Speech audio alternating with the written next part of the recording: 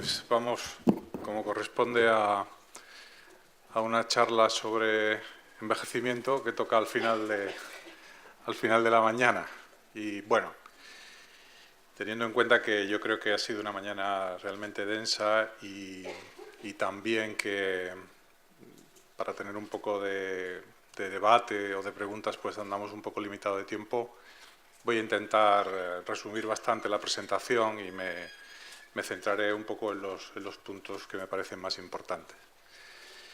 Esta mañana, cuando venía de Pamplona para acá, venía con varios compañeros y estábamos hablando de, bueno, ¿cuántas? Pues yo he estado una vez en Palencia o he estado dos, y cuando me tocó mi turno, ¿cuántas veces he estado en Palencia?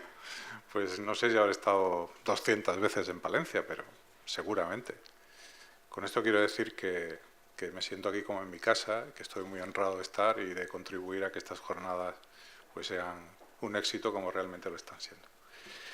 Bien, pues vamos a hablar un poco de temas relacionados con la esquizofrenia del envejecimiento. Ya hemos visto cómo realmente la esquizofrenia es un tema complejo y que se pueden hacer muchas preguntas, e incluso para una pregunta simple las respuestas a veces son complejas y nos encontramos con diversas formas de entenderlo y de diversas formas de comprenderlo. Y quizás el problema del envejecimiento pues ilustra especialmente, ¿no?, todas estas contradicciones y distintas formas de ver la esquizofrenia. El hecho es que las personas, afortunadamente, envejecemos, nos hacemos mayores, y también es cierto que es uno de los motores, ¿no?, del comportamiento humano, vivir más, ¿no? Vivir más pero no hacernos viejos, como decía, nos recordaba, ¿no?, este autor Jonathan Swift, ¿no?, que pasa por ser un autor de cuentos infantiles, pero que era un moralista y que realmente tenía una visión mucho más profunda y a veces un poco descarnada, ¿no?, de lo que es el alma humana.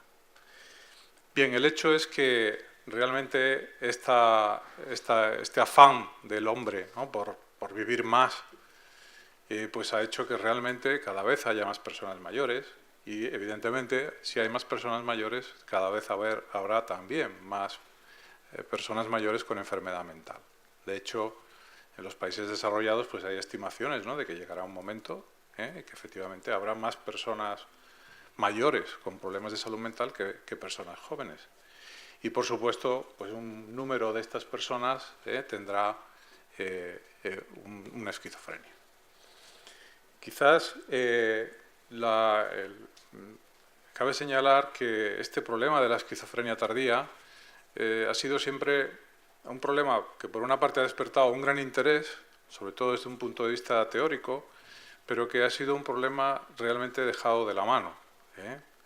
Antes el doctor Quemada, ¿no?, nos comentaba un poco esta actitud, ¿no?, de las autoridades sanitarias de decir, bueno, esto en realidad no es un problema de salud, o al menos no es solo un problema de salud.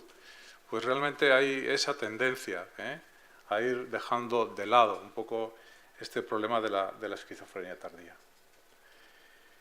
El hecho es que ya desde las primeras descripciones clásicas de los que son las psicosis, se recogían casos que no eran casos de inicio en personas tempranas, ¿no? Y ahí, bueno, es un estudio interesante, ¿no?, desde la esquizofrenia, desde la parafrenia, ¿no?, en el mismo Kraepelin, al concepto de presbiofrenia, ¿no?, de Carl Baum, que también se ha citado, también a los desarrollos, ¿no?, de otros autores más de la escuela inglesa, ¿no?, como el propio Martin Roth, que habla de parafrenia tardía, o de Felix Post, que habla de estados persecutorios del anciano, ¿no?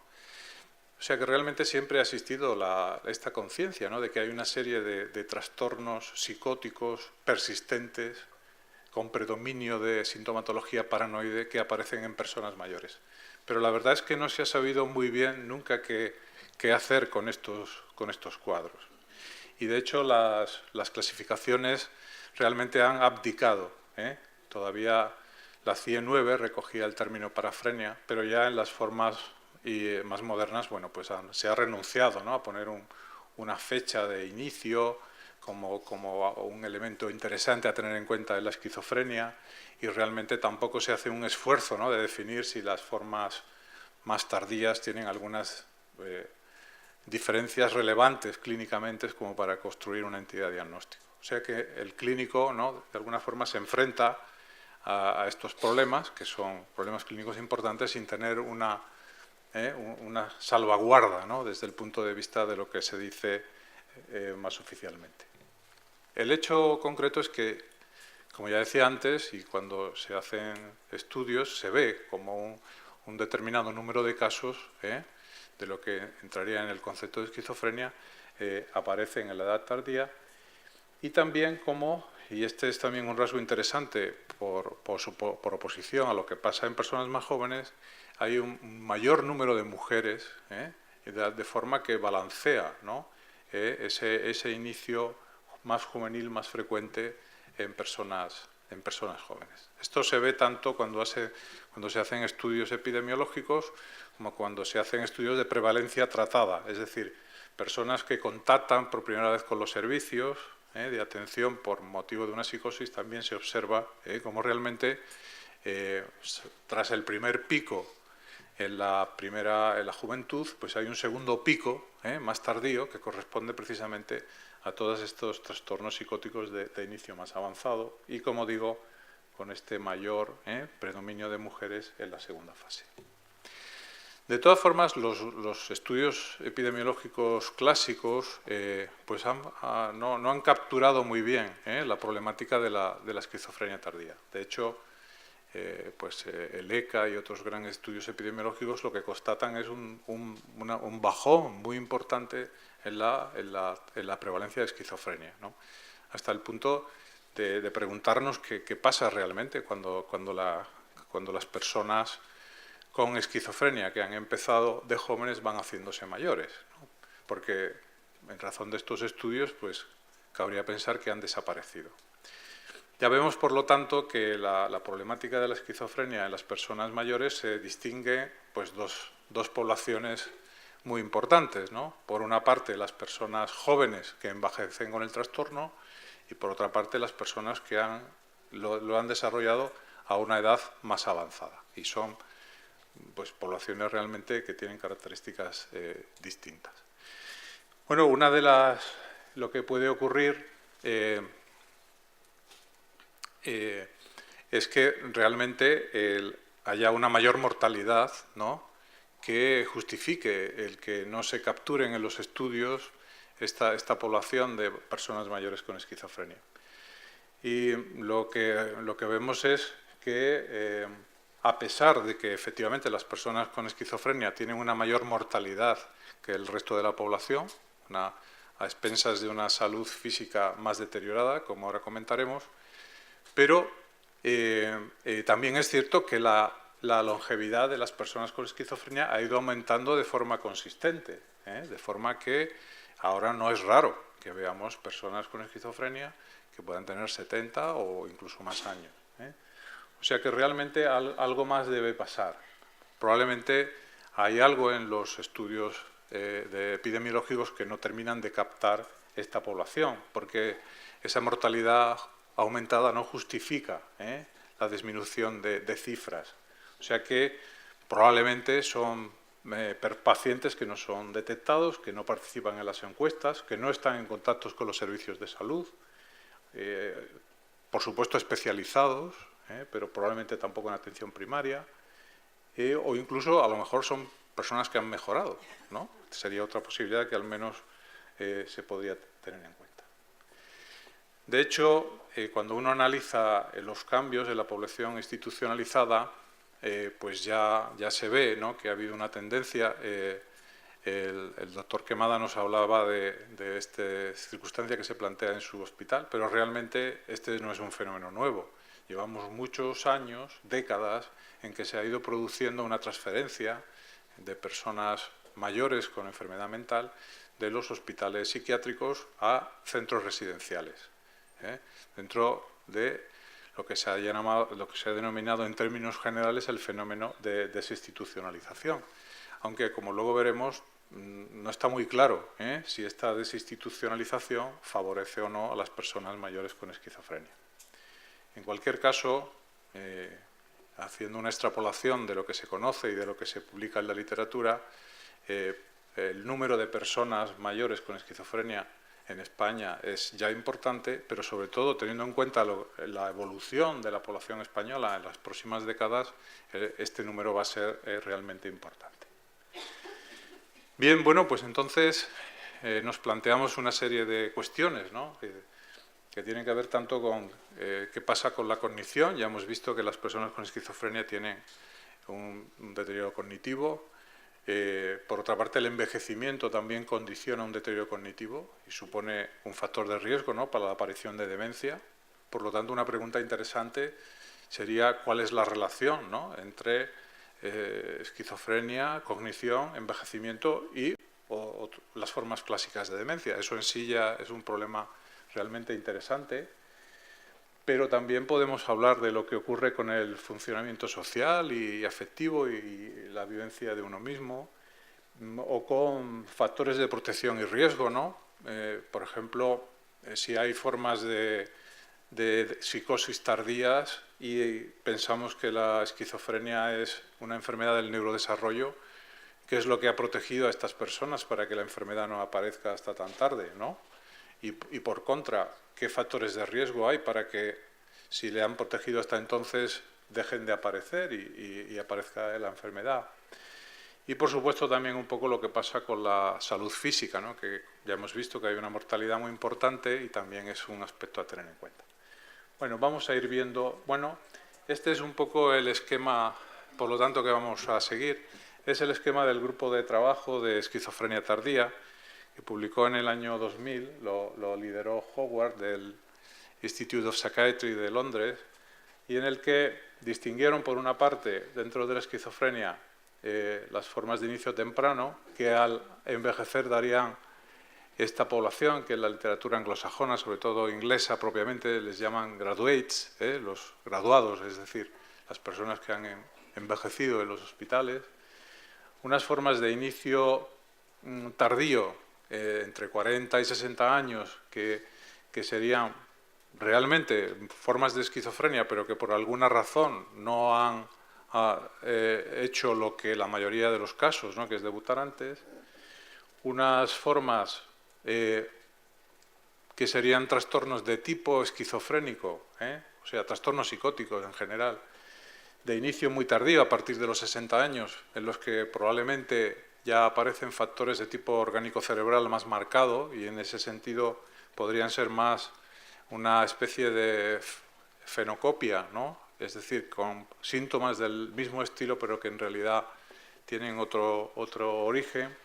Y, por supuesto, también se plantea el tema del diagnóstico diferencial con cuadros que realmente son muy similares. Por ejemplo, los trastornos delirantes crónicos, las paranoias, que son también más frecuentes en las personas mayores y que tienen muchos elementos en común, ¿no?, con estas formas tardías de la esquizofrenia.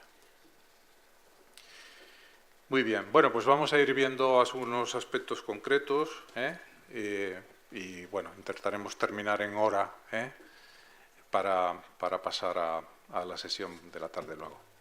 Bueno, en cuanto a la salud física, simplemente señalar que las personas con esquizofrenia tienen una mortalidad aumentada. Esto es un riesgo, un hecho muy constatado. En general, en relación con un riesgo de suicidio mucho mayor que el de la población general, pero también con otros aspectos. O sea que hay también toda una serie de patologías, por ejemplo, de tipo cardiovascular, síndrome metabólico, diabetes, obesidad, aumento del riesgo de enfermedad cardiovascular, con algunas formas de cáncer, enfermedad respiratoria, etcétera, abuso de sustancias, ¿no?, que puede condicionar, y que en general se identifican tres aspectos. Uno tendría que ver con el estilo de vida, es decir, que son personas que pueden ser más sedentarias, con abuso de tabaco o de otros tóxicos, y también que sufren los efectos adversos del tratamiento farmacológico. También pueden tener un déficit de cuidados médicos, o sea que, a pesar de una igualdad teórica, la accesibilidad del hecho es que no reciban estos cuidados, o también que el propio proceso de enfermedad, y en ese sentido hay investigaciones, por ejemplo, en cuanto al número de telómeros o a la importancia del estrés oxidativo, ¿no?, que están asociados al envejecimiento y que podrían estar más afectadas, ¿no?, las personas con esquizofrenia. Otro núcleo de aspectos importantes a considerar tienen que ver con estos aspectos psicopatológicos y nosológicos. En ese sentido, bueno, pues hay históricamente una serie de estudios longitudinales, ¿no?, que se plantearon qué pasa con las personas mayores cuando van envejeciendo. En que, en general, y aunque hay resultados contradictorios, pues apuntan hacia una mejoría clínica con el paso del tiempo, pero que tienen importantes problemas metodológicos. Ya hemos visto cómo el concepto de esquizofrenia no ha sido estático y, por lo tanto, este cambio en los criterios hace que la población sea heterogénea. También muchas veces los criterios de mejoría han sido subjetivos, ¿no? Pues se habla, por ejemplo, de cura, de remisión, de recuperación, pero en poblaciones, por ejemplo, que llevan siendo estudiadas 30 o 40 años, ha cambiado notablemente lo que se entiende por esto y, por ejemplo, la utilización de escalas es más reciente, con lo cual es difícil saber exactamente a qué estamos hablando. Luego, otro aspecto es que los pacientes observables, entre comillas, no corresponden a toda la población. Normalmente estos estudios se han hecho en hospitales psiquiátricos y realmente puede muy bien que esa muestra no sea representativa del conjunto de las personas mayores con esquizofrenia. Y luego que es que la realidad ha cambiado tanto, o sea que hay fases distintas en cuanto a políticas sociales, sanitarias, terapéuticas, que es muy difícil, ¿no?, decir qué es lo que ha pasado y a qué se ha debido. O sea que incluso hay autores, ¿no?, como Strauss y Camperter en un famoso estudio del 72 que señalaban que probablemente las dinámicas de funcionamiento social, ocupacional, clínica y hospitalizaciones tenían evoluciones semi-independientes, o sea que realmente podrían ir bien en una cosa y en otra no.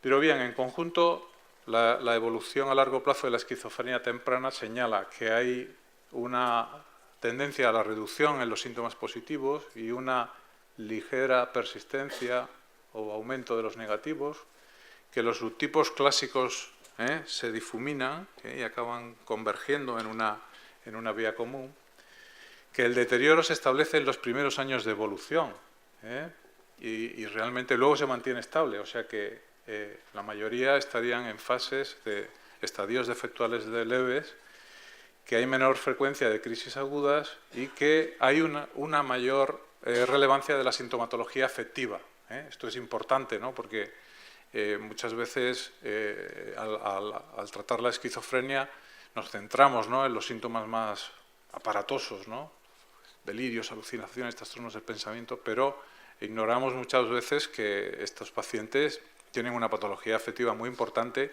que es la que determina el riesgo de suicidio, no tanto la sintomatología psicótica activa, sino esa patología afectiva que tiene tanta importancia. Bueno, vamos a pasar un poco esto que tiene que ver con los estudios. Esto sí quiero señalarlo, porque un porcentaje de los pacientes mejoran y alcanzan incluso en estudios con criterios más actuales de lo que es remisión, hasta un 12% de los pacientes realmente acabarían sin ningún tipo de sintomatología y un 8% acabarían realmente con lo que se llama una remisión sostenida, es decir, no toman medicación o muy poca, desempeñan una actividad, están integrados en la comunidad, etcétera, etcétera. Los factores de buen pronóstico en ese sentido son el soporte social, el mejor funcionamiento cognitivo, de nuevo la importancia de la cognición a determinar la evolución, el inicio precoz del tratamiento y, curiosamente, no tiene mucho que ver con la edad o la duración de la enfermedad, ¿no? O sea que esto sí que apoyaría la importancia, incluso en las formas tardías, de lo antes que se inicia el diagnóstico y lo antes que se realiza el tratamiento.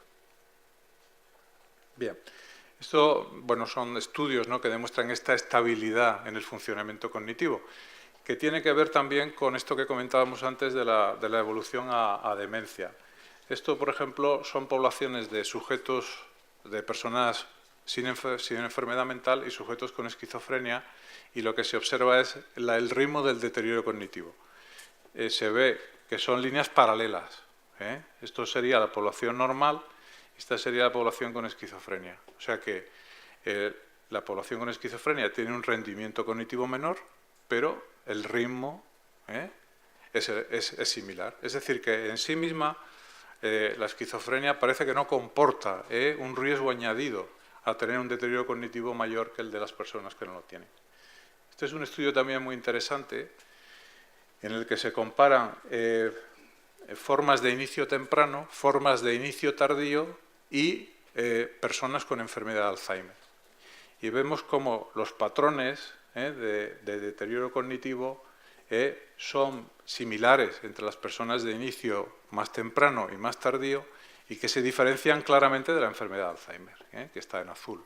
Con lo cual vemos cómo realmente, desde el punto de vista cognitivo al menos, son entidades realmente diferenciadas.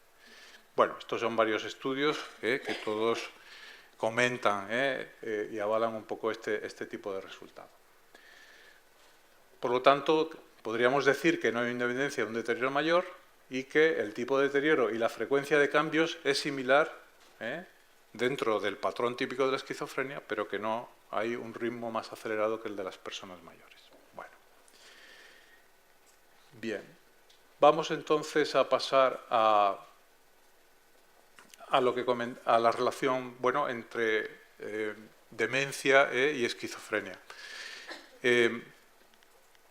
Se ha investigado bastante, e incluso con estudios anatomopatológicos, para ver si las formas clásicas de demencias, el tener esquizofrenia supondría un aumento del riesgo para estas formas clásicas de demencia.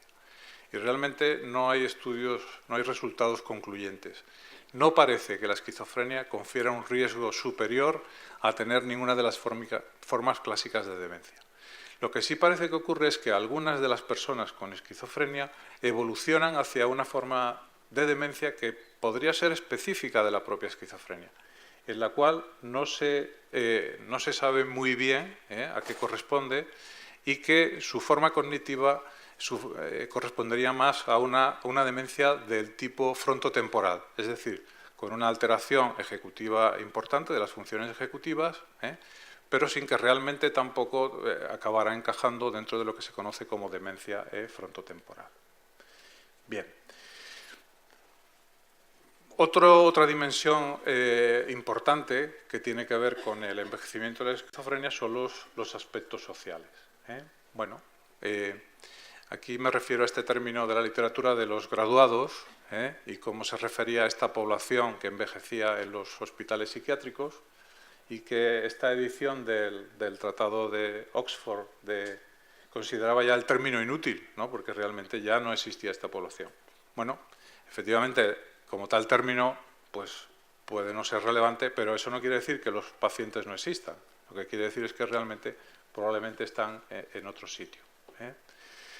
Y en ese sentido, pues conviene señalar que la desinstitucionalización, ¿no? La salida de los pacientes de los hospitales psiquiátricos ha sido durante muchos años pues uno de los emblemas, ¿no? De la reforma en salud mental en todo el mundo, pero curiosamente tampoco ha sido un fenómeno muy estudiado. Es decir, se hizo más sobre unas premisas más ideológicas, pero sin ver luego qué pasaba realmente con estas personas que salían de las instituciones.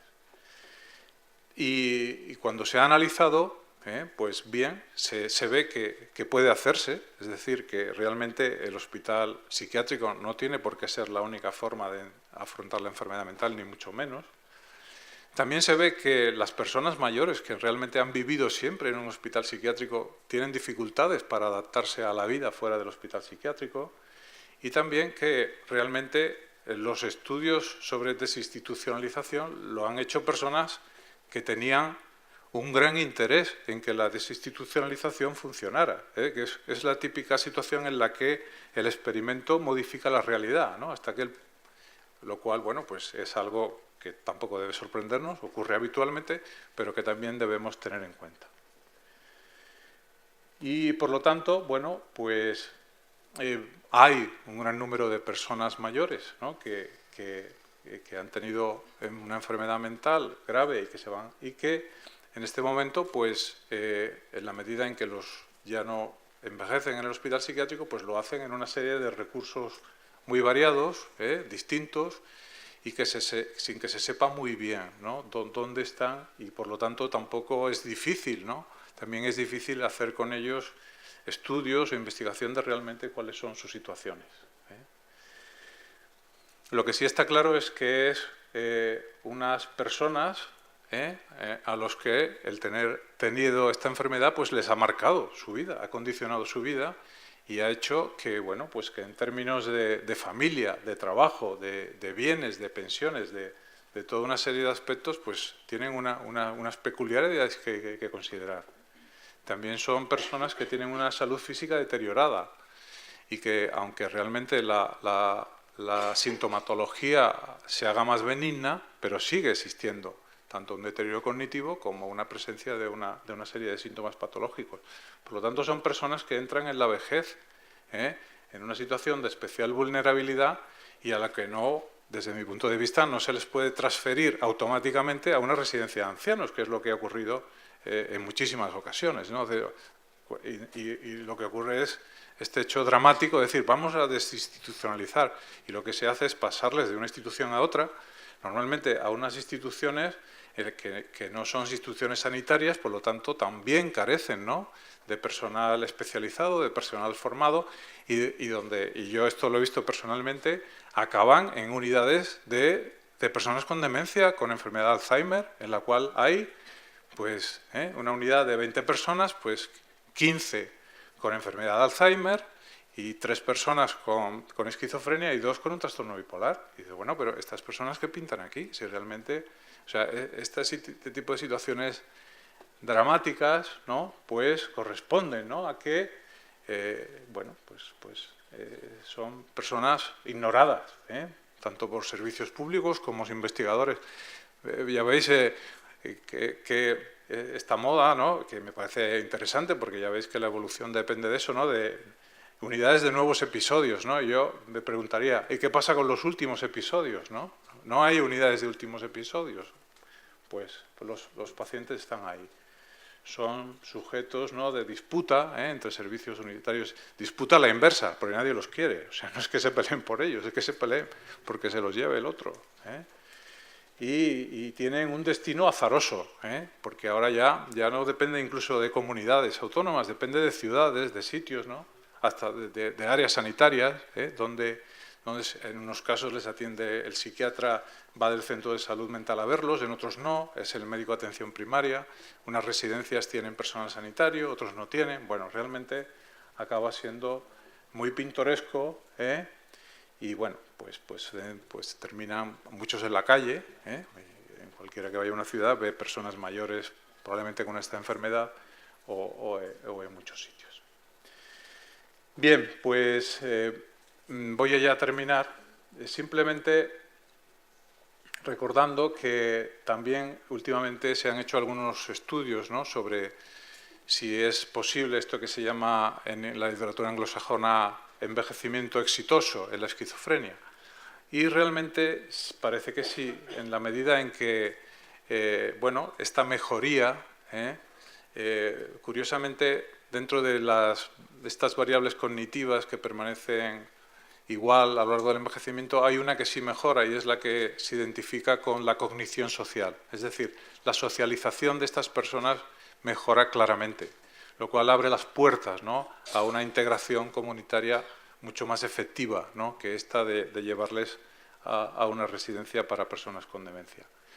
Y bueno, son estudios, no hay muchos, pero son interesantes, por lo menos prueban que esto puede hacerse. Y bueno, ya para terminar, bueno, quería hacer algunos comentarios sobre intervenciones terapéuticas. Simplemente comentar que lo primero es hacer un estudio de las necesidades de estas personas, que por supuesto necesitan una atención sanitaria, incluyendo la especializada. Nosotros hicimos hace ya muchos años un estudio sobre prescripción de antipsicóticos en un área de salud de Navarra, el área de Burlada, Y fue bastante exhaustivo. Lo hicimos con las farmacias y, de hecho, conseguimos en un mes todas las prescripciones de antipsicóticos que se hicieron en esa área de salud, tanto públicas como privadas, porque la farmacia nos remitía la prescripción y veíamos. Y pudimos constatar que en personas menores de 50 años, el 80% de las prescripciones de antipsicóticos se hacían desde la atención especializada.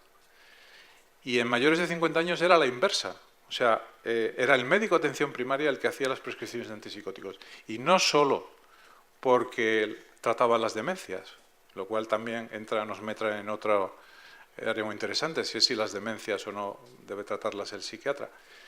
Pero porque el propio médico de atención primaria, que no se atrevía a prescribir antipsicóticos con personas jóvenes, lo hacía en cambio con personas mayores. O sea que la persona mayor con esquizofrenia también debe tener acceso a la especializada, debe tener un entorno diferenciado, estimulante y equilibrado entre la exigencia y el apoyo que recibe, con un mantenimiento del ambiente habitual y, por supuesto, con la cobertura que le corresponde.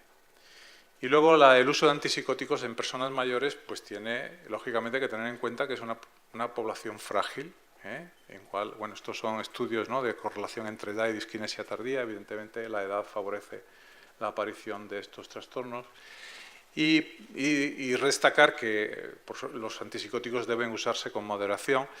En los últimos tiempos ha habido una alarma, ¿no?, por estos avisos, ¿no?, de la Administración sobre el uso de antipsicóticos en personas mayores. Efectivamente, los antipsicóticos usados en personas mayores con demencia condicionan un aumento de la mortalidad, pero desde mi punto de vista eso se ha extendido a toda la población mayor sin tener, desde luego, estudios que lo avalen y, desde luego, y eso me parece muy sospechoso, centrándose en los antipsicóticos nuevos, cuando realmente los antipsicóticos antiguos no son mejores. Parece entonces que uno puede utilizar un medicamento clásico como el haloperidol o el Largatil con toda tranquilidad en población anciana y, en cambio, no puede utilizar un antipsicótico nuevo. Esto yo creo que es una medida que tiene un corte claramente economicista, ¿no?, cuando realmente las personas mayores con trastornos psicóticos pueden necesitar antipsicóticos, pero eso sí, en dosis desde luego más bajas, y algunos de ellos pueden realmente llegar a no necesitarlos. Y ya para terminar, pues comentar que también se están utilizando ahora otro tipo de intervenciones, aunque también en esto las personas mayores se ven penalizadas y todo lo que son intervenciones de tipo psicosocial pues tienden a hacerse en personas más jóvenes, pero también van llegando algunos estudios y también pues nos demuestran, ¿no?, que las personas mayores también pueden beneficiarse, ¿no?, de este tipo de intervenciones sociales. Con lo cual, pues con esto termino, señalando que es un trastorno que está ahí, que está pobremente estudiado, que las personas mayores con esquizofrenia son susceptibles de una doble estigmatización, ¿no?, por ser mayores y por tener una esquizofrenia, y que, bueno, pues acá siguen siendo nuestros pacientes y tenemos que seguir interesándonos por ellos. Muchas gracias por su atención.